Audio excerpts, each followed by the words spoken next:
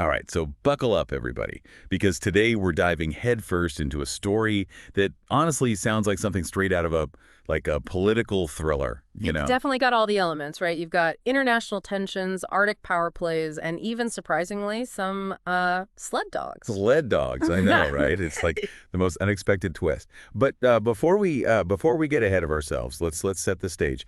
We're talking about former President Trump's attempt to buy Greenland back in 2019, Yeah, a move that definitely raised a few eyebrows on the global stage. to say the least. Hmm. But beyond the initial shock and maybe a little bit of amusement, this whole saga really highlights some crucial geopolitical dynamics, especially for anyone prepping for those UPSC exams. Think international relations, resource competition, the future of the Arctic. This story's got it all. It's practically a case study, right? It shows how an event, even one that seems outlandish at first, can expose these underlying currents, in global politics. And that's what we're going to unpack today.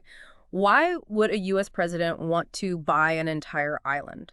How did Denmark react? And what does this all mean for, well, for the future of the Arctic? Exactly. So let's rewind back to 2019.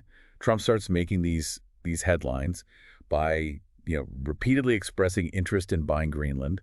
He even went on Truth Social, his social media platform, and cited national security and freedom throughout the world as his reasons for the proposed purchase. It was almost like, remember, it was almost like a reality TV moment. Like, wait, is this really happening? Right. It was definitely a bold move, to put it mildly.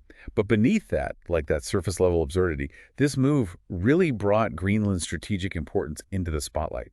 And remember, it's important to remember here that Greenland is an autonomous territory of Denmark.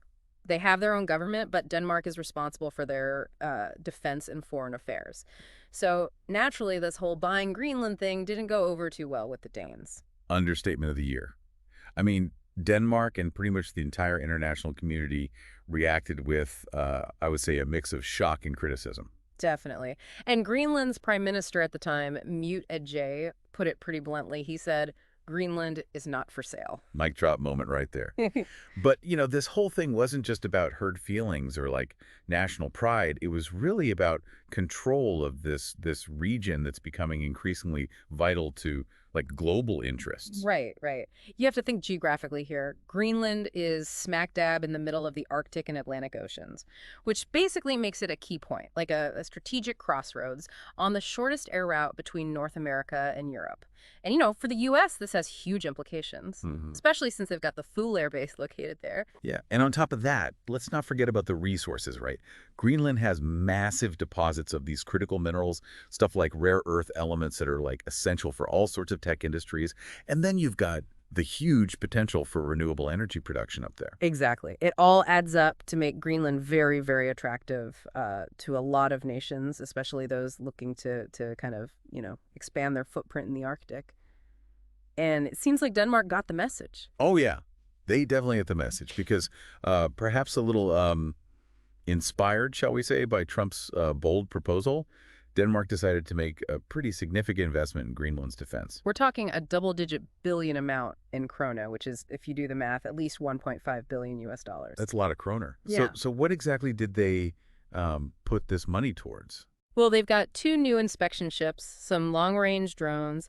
They increased the staff at their Arctic command, and they've also been working on some airport upgrades so they can handle those F-35 fighter jets. Oh, and I almost forgot, they also added 2 extra dog sled teams. Wait, hold on, dog sled teams. Like, seriously? Yeah, no, you heard that right. It's actually a pretty interesting detail, don't you think? It really kind of shows how those traditional practices are still relevant even in this rapidly changing environment of the Arctic. Sled dogs, with their ability to navigate that rough, icy terrain, they still have a lot of value in a region that's, well, it's increasingly impacted by climate change and, a growing military presence. It's almost like imagine you're a UPSC aspirant, right?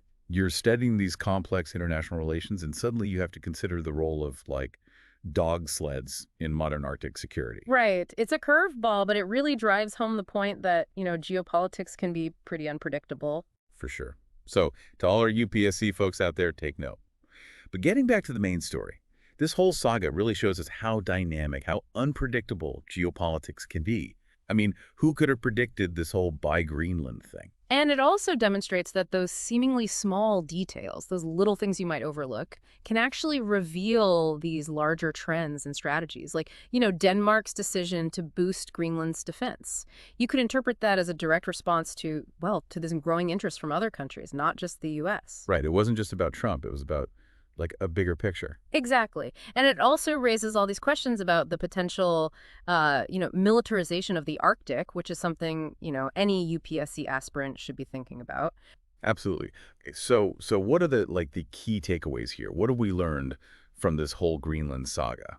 I think first and foremost, you can never underestimate the power of a bold, even if it's a little unusual geopolitical move. Trump's attempt to buy Greenland, while, ultimately unsuccessful, it did shine a spotlight on Greenland's strategic importance. And second, resources matter a lot, whether it's minerals or access to those vital shipping lanes, control over those resources. That's going to continue to be a major factor shaping international relations. And I guess the third takeaway here is that the Arctic, it's becoming a more and more contested space. Absolutely. As climate change continues to, well, open up these new possibilities, things like resource extraction and those new shipping routes, we can probably expect to see more activity, more competition up there, which brings up all these crucial questions about environmental sustainability, about indigenous rights, and the potential for conflict. Those are all, by the way, those are all issues that could easily pop up on a UPSC exam. Exactly. They'd love to throw those curveballs at you. So for all of our UPSC aspirants out there, I want you to really think about this. What are some potential future scenarios you can envision involving Greenland? How do you think these different forces, climate change, resource competition, and great power rivalry, how are those going to play out in the Arctic? Keep those questions in mind as you study. And for all our listeners, hit that subscribe button for more fascinating deep dives like this one. We'll catch you next time.